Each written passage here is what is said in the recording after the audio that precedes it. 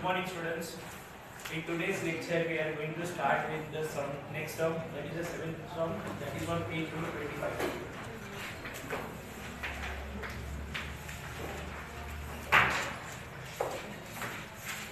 Vadodara head office had a branch in Rajkot, to which goods are invoiced by the head office at the cost price plus 12.5.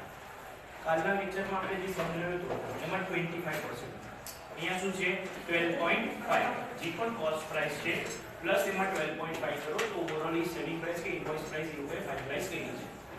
Branch sells the goods on cash and credit. All cash received by the branch are remitted to the head office. એટલે જે પણ રૂપિયા આવે છે ક્યાં દઈ દઈએ છે હેડ ઓફિસમાં આપી દઈએ છે. From the following information of the branch for the year ended 31st March 2008, prepare the branch account in the head office book, branch trading, profit and loss, and also necessary accounts. જે required accounts છે કે આપણે form કરવાના છે. branch good stock કાલે પણ બોલો entry આપણે સોલ્વ કરી છે. શું લીધી? ઓપનિંગ લીધી છે, બરાબર. આ બધું કેના ઉપર છે? ઇનવોઇસ પ્રાઇસ ઉપર છે. એટલે ઇનવોઇસ પ્રાઇસ છે સો અહીંયા આપણે 22500 ડિવાઇડેડ બાય 112.5 into 100 તો તમે કરશો તો શું મળશે? તમને કોસ્ટ પ્રાઇસ મળશે. શું મળશે? Cost price. કોસ્ટ પ્રાઇસ આપણે ક્યાં લખશું? ટ્રેડિંગમાં. અને બ્રાન્ચમાં શું લખશું? ડિફરન્સ. આપણે સ્પેસિફાઈ કરશું ઓપનિંગ જ્યારે બેલેન્સ બ્રોટ ડાઉન લઈ આવશું ત્યારે ઓવરઓલ સ્ટોક બતાવશું આપણે, બટ એનો જે ડિફરન્સ આવે છે કેટલો આવે છે? 22500 અને આન્સર શું આવ્યો? 20000. તો 2000 નો ડિફરન્સ મારે ક્યાં બતાવવો પડશે? Credit side. સમજાય છે? સેમ વે ક્લોઝિંગ સ્ટોકમાં શું કીધું? 2250. સો એનો આન્સર શું આવશે તમને? 2250 200 આવે છે ઓકે ના? સોરી કેટલો? 2000 આવે. તો 250 નો ડિફરન્સ મારે બતાવવો પડશે.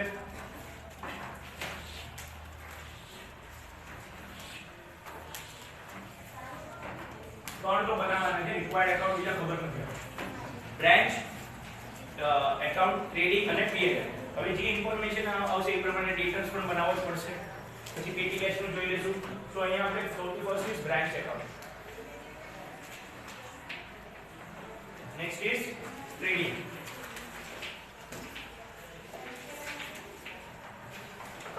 Third part is PL. So સૌથી પહેલા આપણે સ્પેસિફાઈ કર્યું છે ગુડ્સ બ્રાન્ચ ગુડ સ્ટોક જે અત્યારે આપણે સોલ્વ કર્યું. સેકન્ડ બ્રાન્ચ ડેટર્સ લીધું છે એમાં આપણે ઓપનિંગ ને ક્લોઝિંગ સ્પેસિફાઈ કર્યો છે. એકવાર વાંચી લઈએ ક્વેશ્ચન પછી સોલ્વ કરીએ. ફર્નિચર લીધું. ફર્નિચરમાં ક્વેશ્ચન માં ક્લોઝિંગ સ્ટોક એટલે ડેપ્રિસિએશન ની એન્ટ્રી હોવી જોઈએ. તો એના માટે આપણે ઓવરઓલ એનું કેલ્ક્યુલેટ કરીને એનો ક્લોઝિંગ વેલ્યુમાં લેસ કરીને આન્સર લખશું. બ્રાન્ચ પેટી કેશ કેટલી દીધી છે? 75 ઓપનિંગ અને closing 100. Prepaid rent, prepaid rent outstanding salary એવી ઓવરઓલ એક આપણે એડજસ્ટમેન્ટ વાળું કરી લીધું છે. સો અહીંયા પ્રીપેડ જ્યારે આપણે રેન્ટની વાત કરીએ છીએ તો એ બ્રાન્ચમાં આપણે શું લઈ આવશું? ડેબિટમાં લઈ આવશું, ક્રેડિટમાં? ડેબિટમાં લઈ આવશું. આઉટસ્ટેન્ડિંગ સેલેરી છે એને ક્રેડિટમાં લખશું. સો એવી રીતના અને એની ક્લોઝિંગ વેલ્યુ આઉટસ્ટેન્ડિંગ રહી તો ડેબિટ, અને સેમ વે જે ક્લોઝિંગ વેલ્યુ બીજી નોર્મલ વેલ્યુઝ છે આપણે એનું એસેટ્સ ની વાત કરીએ છીએ આપણે શું છે? ક્રેડિટ. પછી કીધું છે transaction during the year. Goods sent to branch એટલે ટ્રેડિંગ માટે આ પરચેસ છે એને આપણે કોસ્ટ પ્રાઇસ માં કેલ્ક્યુલેટ કરવું પડશે. કેશ સેલ્સ કેટલું? 203 એટલે સોરી 2,03,000 એટલે આ ક્રેડિટ સેલ્સ સ્પેસિફાઈ કર્યો નથી એટલે એ આપણે ફાઇન્ડ આઉટ કરવા માટે હજી એક એકાઉન્ટ ક્યુ બનાવવું પડશે? Return.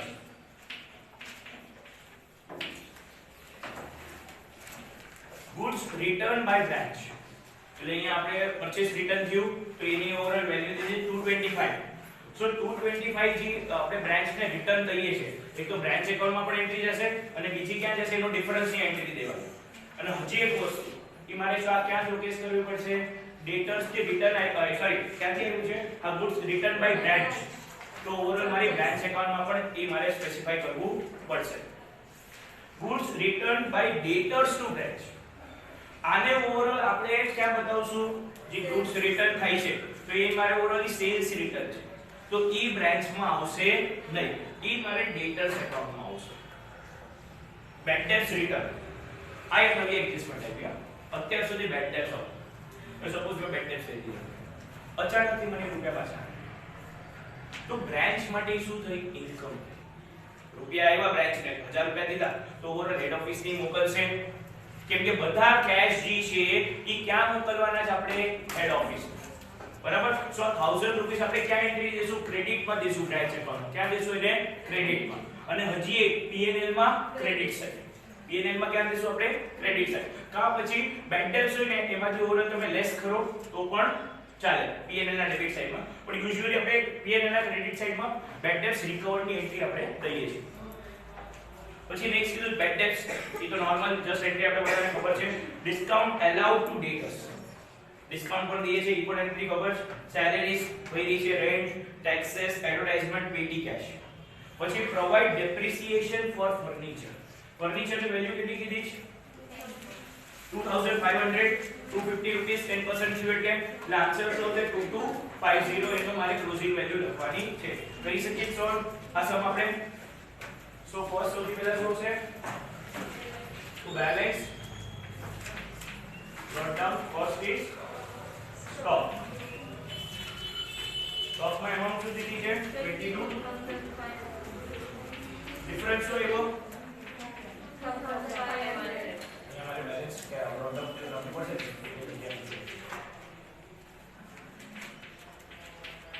Difference is opening stock કેટલું 2500 પછી next is ડેટર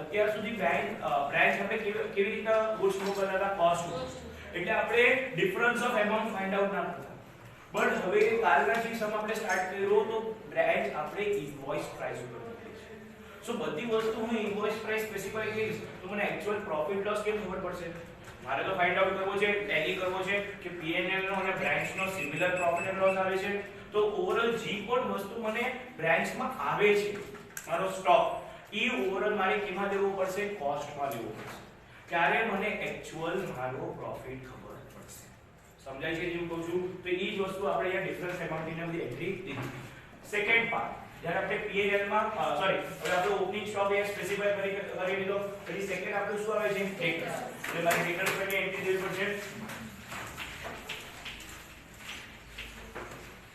to balance total amount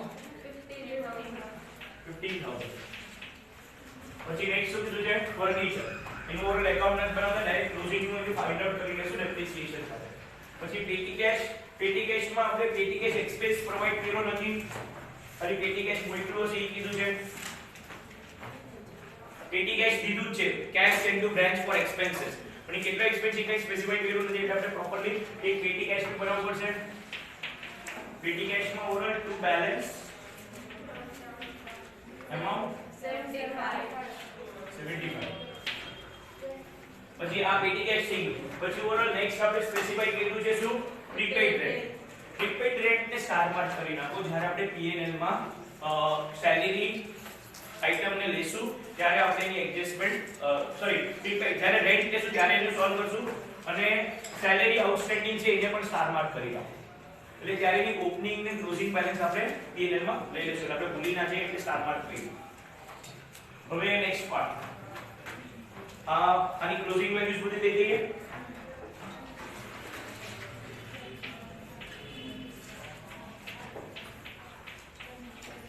First is what? Stock. 2000 બરાબર. સેકન્ડ ગર્લ સાયલેન્સ કોનો અવાજ આવે છે? પ્લીઝ ઇન્ટરેસ્ટ નથી તો બહાર વયા જાઓ. 12000. થર્ડ ઇઝ ફર્નિચર નું ઓવરઓલ આપણે ડેપ્રિસિએશન નો રેટ દીધો છે 10%. તો એ જ લઈ લઈએ આપણે ટુ ડેપ્રિસિએશન ઓન ફર્નિચર કેટલું 250 બરાબર. ને લેસ કરીને અમાઉન્ટ 2250 એટલે એક એડજસ્ટમેન્ટ આપણી ઉપર ક્વેશ્ચન માં પડી સોલ્વ થઈ. Next petty cash. Next ticket rent 500. Next is outstanding salary. So outstanding salary क्या આવશે?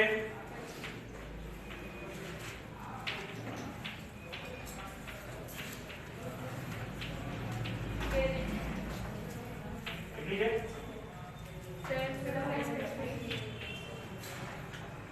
Actually છે ને આ બે જોઈ ઓપનિંગ ને ક્લોઝિંગ સેમ છે. એક લેસ થશે એક એડ થશે. એટલે ઓવરઓલ P&L માં કાઈ ફરક થવાનું નથી. હવે અહીંયા આપણે કીધું છે અલગ એમાઉન્ટ ને તો ડિફરન્સ આવે બટ જે ઓપનિંગ કીધી છે એ ક્લોઝિંગ છે. પછી એ ગુડ સેન્ટ ટુ બ્રાન્ચ. હવે આપણું આ ફર્સ્ટ ઇન્ફોર્મેશન ઓપનિંગ ને ક્લોઝિંગ વાળી પુટ થઈ ગઈ. હા આપણે જે આપણે પુટ કરવાની છે આપણે સ્ટોક ક્યાં દેવો પડશે? આપણે સ્ટોક નો ડિફરન્સ લખવાનો છે. અહીંયા ડિફરન્સ ઓફ સ્ટોક.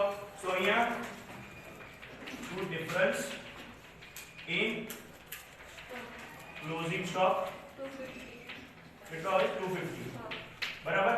હવે આ મારે ક્લોઝિંગ સ્ટોક પછી ક્યાં દેવો પડશે? ટ્રેડિંગ માં બાય ક્લોઝિંગ સ્ટોક કેટલો આવે છે? 2000. હવે નેક્સ્ટ પાર્ટ ડેટર્સ. ડેટર્સ ને મારે એ લોકો શું સ્પેસિફાઈ કર્યું છે? 12000 રૂપિયા દીધેલા છે. તો બાય બેલેન્સ કેરી ડાઉન 12000. પછી એના પછી ડેટર્સ પછી શું છે? ફર્નિચર એ થઈ ગયું. પેટી cache by balance get it down 100. next ticket rent overall એ આપણે P&L માં કરી લઈશું. એના માટે અલગ એકાઉન્ટ નથી. અને અહીંયા આપણે salary outstanding. હવે આ આપણો ફર્સ્ટ પાર્ટ ઓપનિંગ ને ક્લોઝિંગ ક્લિયર થઈ. હવે આપણે નેક્સ્ટ પાર્ટ પર જઈએ. goods sent to branch at invoice price. कैसे ऑन करो बता? 2,25,000 divided by 112.5 into 100 2 lakh rupees. આ 2 lakh શું છે? actually cost price છે. તો અહીંયા ટ્રેડિંગ માં હું 2 lakh લખીશ, બ્રાન્ચ માં હું 2,25,000 લખીશ અને ડિફરન્સ 25,000 ક્રેડિટ સાઈડમાં લખીશ. સમજાય છે? કેમ કે ઓવરઓલ ગુડ્સ જે છે એ મોકલા છે ઇનવોઇસ પ્રાઇસ ઉપર અને આપણે રેકોર્ડ ટ્રેડિંગ માં કેમાં કરવાના છે? Cost price. બ્રાન્ચ માં આપણે ઇનવોઇસ પ્રાઇસ લઈએ છીએ બટ એનો જે કોસ્ટ નો ડિફરન્સ આવે છે એ મારે એની ઇફેક્ટ ઓપોઝિટ સાઈડ લેવી પડશે. તો સૌથી પહેલા ટુ ગુડ સેટ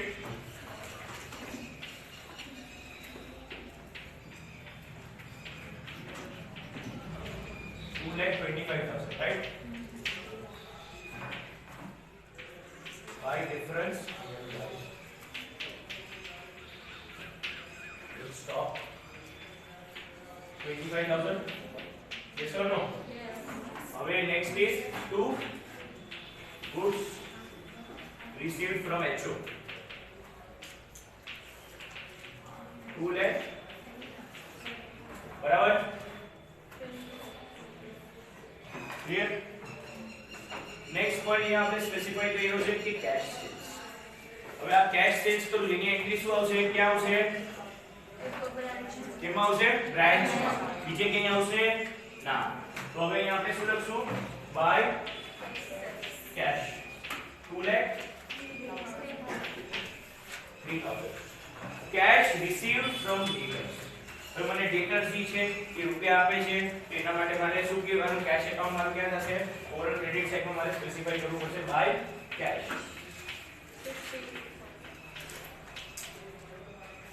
પછી નેક્સ્ટ સ્પેસિફાઈ કર્યું છે કે ગુડ્સ બીજો ઓવરઓલ કે આપણે પુટ કરશું કે બ્રાન્ચમાં by receive collection 52,000. goods returned by branch invoice price. હવે અહીંયા આપણે goods return કરીએ છીએ. રિટર્ન કરીએ છીએ તો સૌથી પહેલા બ્રાન્ચ ના ક્રેડિટ માં લખશું by goods return 225. 225 divided by 12.5 into 100. 200. Difference કેટલો આવે છે 25. મારે અહીંયા શું લખવું પડશે? to difference in stock return is 25. બરાબર? અને મારે અહીંયા ટ્રેડિંગ માં લેસ પરચેસ રિટર્ન આપણે કરી શકીએ કેટલું છે 200. so 2 lakh minus 200 1,98,800 right right 1,99,800 बहुत मोटो amount है यहाँ पे. next is goods returned by dealers. तो यहाँ पे क्या जैसे dealers का लखવું પડશે by goods return આખે નામ કેટલું છે 4,250. પછી નેક્સ્ટ આપણે સ્પેસિફાઈ કર્યું છે ઓવરઓલ મારે સેલ્સ માં બી એને રિટર્ન કરવું પડશે less sales return 4,250. Next part bad debts return. એક તો મારી એક ટિકિટ હશે પીએનએલ બાય BDR કેટલું 1000 અને બીજું ઓવરઓલ મારી ઇન્કમ થઈ તો બાય બેડ ડેટ્સ રિટર્ન કેટલું 1000 કેટલું થયું 1000. Next is bad debts. Bad debts 3000. એક તો આપણું ક્યાં સ્પેસિફાઈ થશે બાય આપણે બેડ ડેટ્સ કેટલું 3000 ટુ બેડ ડેટ્સ કેટલું 3000. Next discount by discount 750 to discount 750. Clear? હવે next is cash sent to branch for expenses. cash sent to બધાથી cash મોકલો એ બધી વસ્તુ પુટ આઉટ કરી દો. આપણે અત્યાર સુધી જેમ કરી છે બધી વેલ્યુ પુટ કરવાની. એમાં ક્યાં P&L માં જશે એ પુટ કરવાની છે. અને ઓવરઓલ આપણે એક સેલેરી કીધું અને એક રેન્ટ કીધું છે. એમાં બે વેલ્યુ આપણે એડ સબટ્રેક્ટ કરવાની છે એ આપણે સોલ્વ કરવાનું છે. પછી ડેટર્સ ક્લોઝ કરો. આ ચલો આપણે ક્લોઝ કરી દે. આમાં કઈ છે નહીં. હવે એક પેટી કેશ આવશે. પેટી કેશ કેટલું છે 150. તો અહીંયા કીધું છે શું સ્પેસિફાઈ કર્યું છે કેશ આપ્યું આપણે કેશ રિસીવ્ડ 150 ક્લોઝ કરો 875 ને 225 અહીંયા 225 ડિફરન્સ 125. By expense 125. આ P&L માં જશે અને આનું કરો કેટલો આવે 72,000. એક્ઝેક્ટ હા. તો આપણે ક્રેડિટ સેલ્સ કેટલો છે 57,000. 57,000. તો 57,000 મારે ક્યાં પુટ કરવાનો છે અહીંયા ટ્રેડિંગ માં આવશે સેલ્સ માં બાય સેલ્સ ક્રેડિટ કેટલો છે આપણે ફાઇન્ડ આઉટ કર્યો 52,000 સોરી 57,000 ક્રેડિટ સેલ્સ અને કેશ સેલ્સ 2,03,000. 2,03,000 સબટ્રેક્ટ કરીને આન્સર આવશે. હવે વેલ્યુ તમે પુટ આઉટ કરી શકશો, સમ પૂરો કરી શકશો, સોલ્વ કરી શકશો. બીજું કાંઈ નવું નથી, ખાલી લાસ્ટની એડજસ્ટમેન્ટ જે છે આપણે પુટ આઉટ કરવાની છે. સિમિલર સમ આપણે સોલ્વ કરી છે. Okay, thank you. સોલ્વ કરી